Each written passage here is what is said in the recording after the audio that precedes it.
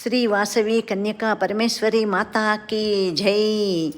ఈరోజు మాఘశుద్ధ విదియ, శ్రీ అమ్మవారు శ్రీ వాసవాంబ ఆత్మార్పణ మహోత్సవ దినం. ఆ సందర్భంగా ఆత్మార్పణ చేసుకున్న సందర్భంగా విశ్వరూప సందర్శనం అప్పుడు ప్రజలందరికీ కూడా చూపించింది. అందరూ కూడా అమ్మవారి విశ్వరూప దర్శనాన్ని చేసుకున్నారు. 102 గోత్రీకుల వారు. ఇది గొప్ప చరిత్ర, నిజంగా జరిగిన చరిత్ర, ఎవరు కల్పించి రాసింది కూడా కాదు. సుమారుగా 4600 సంవత్సరాల క్రితం జరిగిన యథార్థ గాథ.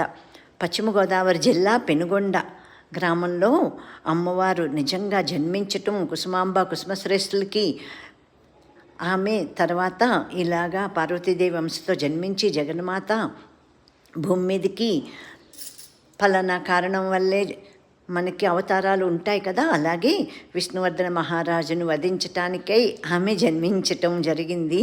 అలాగే అమ్మవారి అగ్నిప్రవేశం వార్త వినగానే విష్ణువర్ధన మహారాజు ఆయన చేసుకున్న పాపకర్మల ఫలితంగాను పూర్వజన్మ శాపం మూలంగా కూడా ఆయన ఇది విన్న వెంటనే తల పగిలి ఆయన చనిపోవటం జరిగింది. ఆ విధంగా మోక్షం ప్రసాదించిందనమాట అమ్మవారు.